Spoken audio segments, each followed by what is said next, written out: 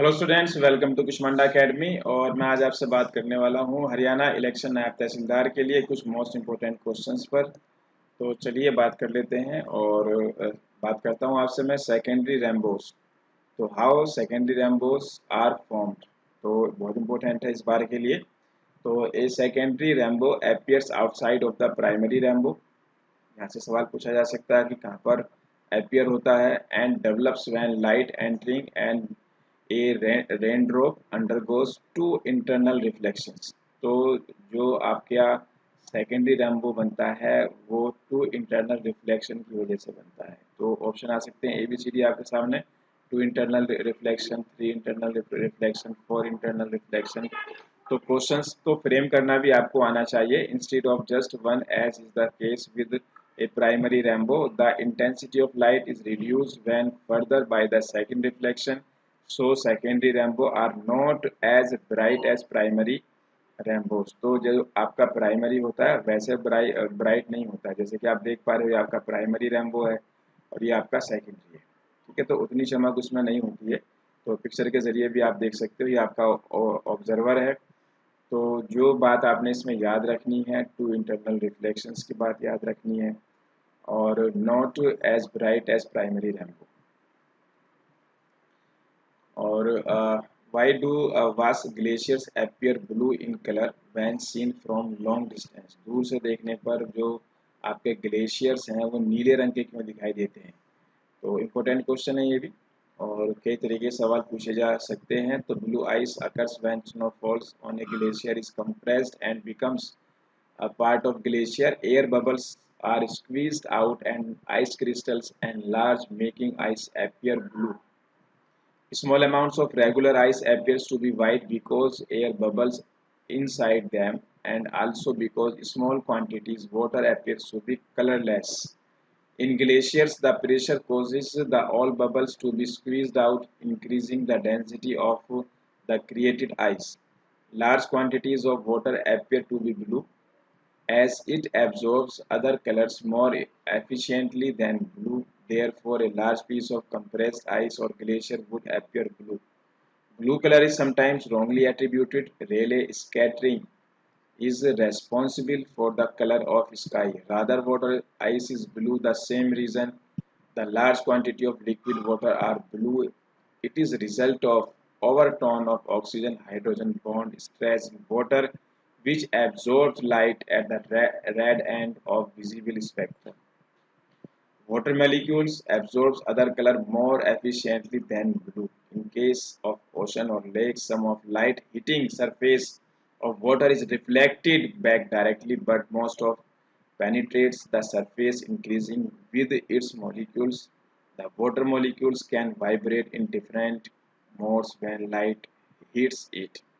तो नीला कलर हमें क्यों नज़र आता है, ठीक है, तो ये आपको पता होना चाहिए और इसको आप एक दो बार रीड कर लीजिए। और एक न्यूज़ में था आपका super critical state of carbon dioxide, बहुत इंपॉर्टेंट है। ठीक है, तो जैसा पीछे एग्जाम में पूछा गया था सॉलिड CO2 क्या होता है। ठीक है, जो आपका सॉलिड CO2 है उसको ड्राई आइस बोलते हैं, आपने पढ़ा होगा कई बार। तो इस बार क्या है, super critical state of carbon dioxide. तो देख लेते हैं इसे। तो carbon dioxide usually behaves as a gas in air. It standards at standard temperature and pressure or as solid called dry ice। पीछे एग्जाम में आ चुका है ये सवाल। then when frozen, if temperature and pressure both increased from STP मतलब standard temperature and pressure to be at or above critical point for carbon dioxide, it can adopt properties midway between gas and liquid। At the super critical state it becomes a fluid. एक fluid जैसी condition बन जाती है। Picture के जरिए भी आप देख सकते हो ये गैस वाली CO2, सॉलिड ये CO2, ठीक है, और सुपर क्रिटिकल फ्लूइड। तो more specifically it behaves as super critical fluid above its critical temperature 31 degree Celsius and critical pressure expanding to fill इस container like gas but with a density like that of a liquid. Supercritical CO2 is becoming an important commercial and industrial solvent due to its role chemical extraction. In addition, तो it's low toxicity and environmental impact. तो ये super critical CO2 क्या है, ठीक है, super critical CO2 क्या है। तो यह आपका जो है गैस इन CO2 फॉर्म और CO2 इन सॉलिड फॉर्म। तो वो हमें पता है सॉलिड फॉर्म आपका ड्राई आइस होता है, लेकिन अभी रिसेंटली जो चीज़ें न्यूज़ में है वो आपका सुपर क्रिटिकल CO2 को लेकर है, पूछा जा सकता है, बहुत इंपॉर्टेंट है।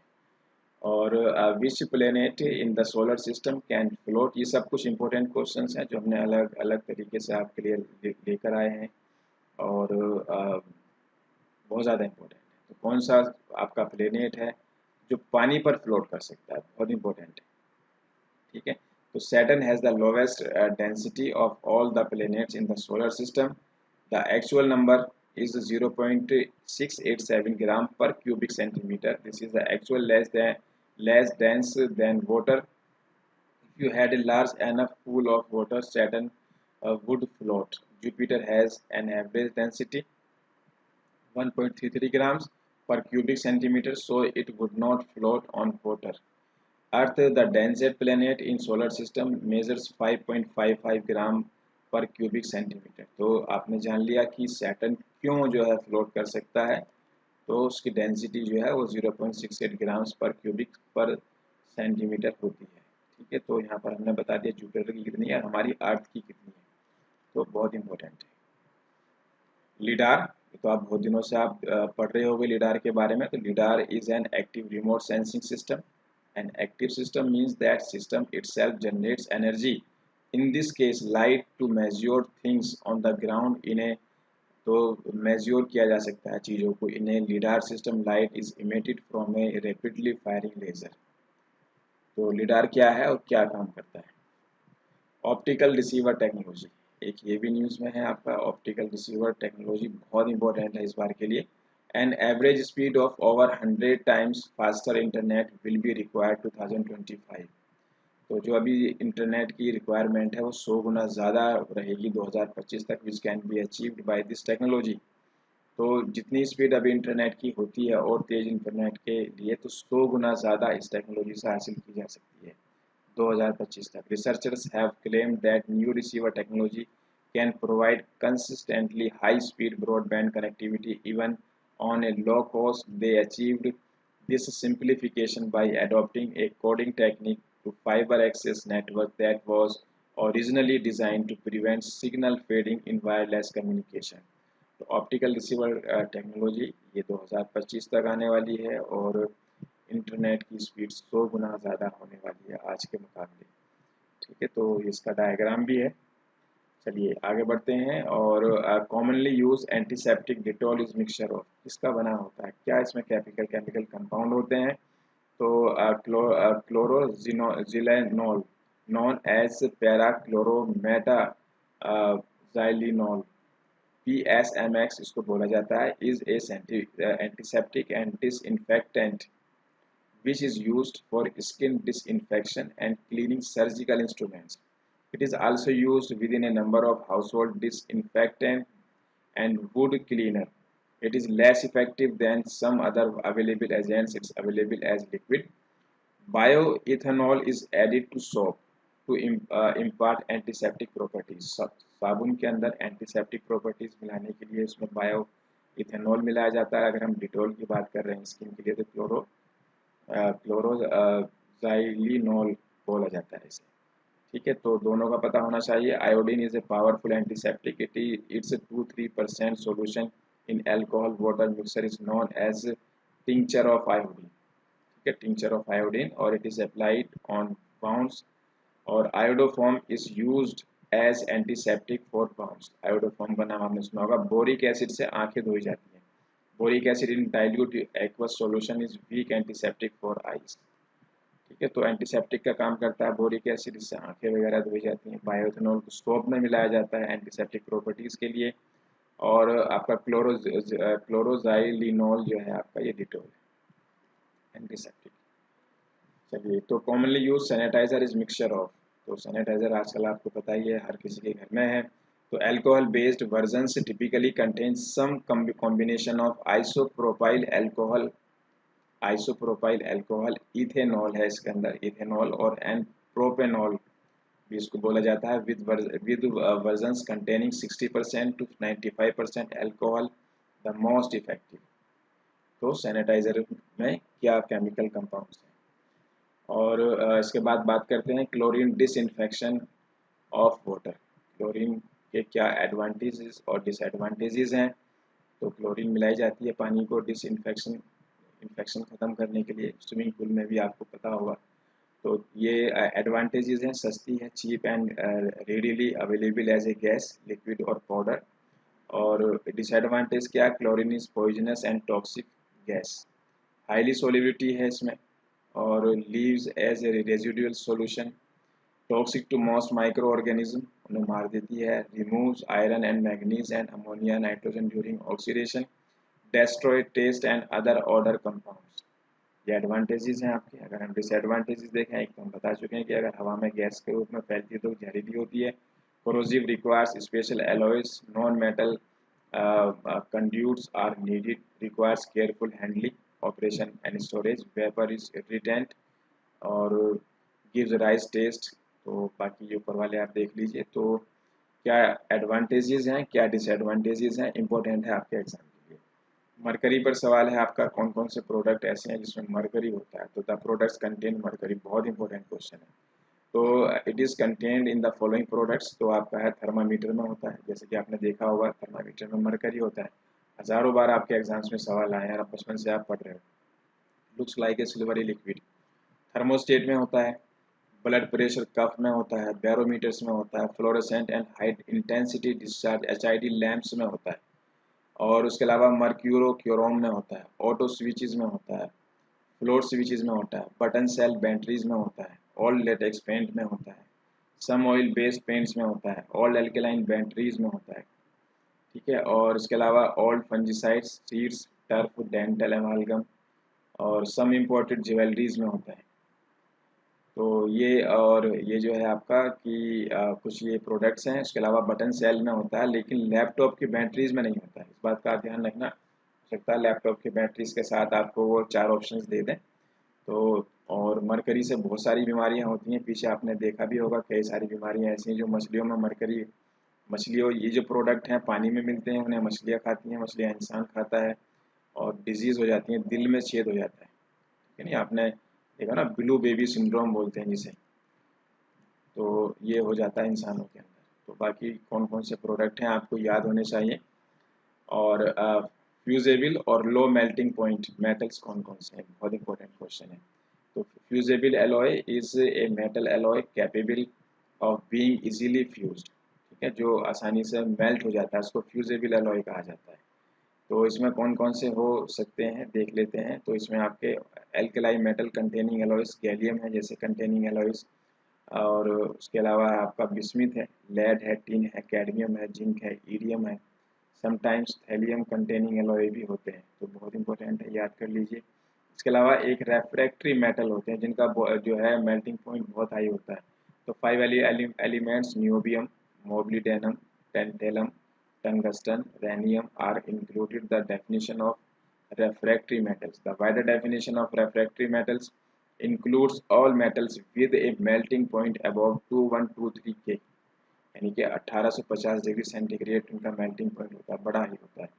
Includes varying number of 9 additional elements, titanium, vanadium, chromium, zirconium, hafnium और रुदेनियम, ठीक है। तो दोनों याद होने चाहिए, फ्यूजेबल भी और रेफ्रैक्टरी मेटल्स कौन से होते हैं। एक जो है इम्पोर्टेंट है आपका ब्रेटॉन साइकिल, तो इस पर बात कर लेते हैं। और Indian scientist have developed super critical carbon dioxide, जिसकी हमने बात की थी, Brayton test loop facility that would help generate clean energy from future power plants including solar thermal. The efficiency of energy conservation could be significantly increased by as much as 50% or more if carbon dioxide is operated in a closed loop Brayton cycle. Besides increasing power generation and making the process more efficient, there are other advantages of using this new technology. Smaller turbines and power blocks can make the power plant cheaper, while higher efficiency would significantly reduce carbon dioxide emission for a fossil fuel based plant. Moreover, if the power plant used solar or nuclear heat source, it would mean higher capacity at lower operating cost. तो जो आपका Brayton cycle है या आपका super critical carbon dioxide से जुड़ा हुआ है और क्लीन एनर्जी को फॉर्म करने में इसका यूज़ किया जाएगा। Important serious solar Energy Research Institute for India and the United states. तो नाम से पता चल रहा है क्या हो सकता है। Recently next generation technology Brayton cycle was in news developed indigenously by Indian Institute of Science Bangalore. The facility, ये भी मैंने बात की थी इसके बारे में ब्रेटन साइकिल के। The facility is part of Indo US consortium Solar Energy Research Institute for India and the United States. इसको सीरियस बोला गया है। तो this is India's first test bed for next generation efficient compact waterless super critical carbon dioxide. बहुत important है। Brayton cycle test loop for power generation. The technology is perhaps the first test loop cooked with solar heat source in the world। तो क्या है अब आप जानिए। लाइकेनोमेट्री। तो lichen का नाम तो आपने सुना होगा, सिम्बायोटिक रिलेशंस होते हैं इसमें। तो lichen is symbiotic relationship between fungi and algae. तो आपके एग्जाम में वैसे सवाल यहीं से ही आएगा, ठीक है, कि लाइकेनोमेट्री का रिलेशन किससे है, फंजाई और एल्गी से। ये सिम्बायोटिक रिलेशनशिप होता है इसमें। तो the technique of lichenometry is used in archaeology, paleontology and geomorphology। It uses the presumed regular but slow rate of lichen growth of to determine the age of exposed rock। rock की as बताने के लिए palaeontology archaeology में बता दिया इसका use है। तो measuring the diameter of largest lichen of a species on rock surface indicates the length of time since the rock surface was first exposed। Lichens occur from sea level to high alpine elevation, a very wide range of environmental conditions that can grow almost any surface। तो लाइकेनोमेट्री क्या है, तो लाइकेनोमेट्री का relation जो है आपका fungi और algae से। यहाँ से आपसे सवाल बन सकता है, पूछा जा सकता है। तो ये कुछ इंपॉर्टेंट क्वेश्चंस थे। बाकी हमारी ऑनलाइन क्लासेस चल रही हैं इसके लिए और बैचेस चले हुए हैं। एग्ज़ाम की उम्मीद है कि जल्दी होना चाहिए। काफ़ी टाइम हो गया फॉर्म फिल किए हुए और लॉकडाउन की वजह से थोड़ा सा डिले हुआ है, लेकिन आप अपनी प्रिपरेशन के लिए दोबारा से कमर कस लीजिए, क्योंकि आपको मौका मिला अपनी तैयारी के लिए, उसको आप ख़राब ना करो। तो आप हमारी हेल्पलाइन नंबर्स वेबसाइट पर हमारे प्रोग्राम्स की डिटेल आप चेक कर सकते हो या हमें कॉल कर सकते हो। टेस्ट सीरीज़ भी अवेलेबल है, स्टडी मटेरियल भी अवेलेबल है, ऑनलाइन क्लासेस भी। तो चलिए फिर मिलते हैं आपसे नेक्स्ट वीडियो। हमारी टेस्ट सीरीज़, स्टडी मटेरियल या स्पेशल क्लासरूम कोर्स के लिए विज़िट करें हमारी वेबसाइट kushmanda.com पर, या हमारे हेल्पलाइन नंबरों पर भी कॉल करके आप सारी डिटेल पता कर सकते हैं। So wait for our next video.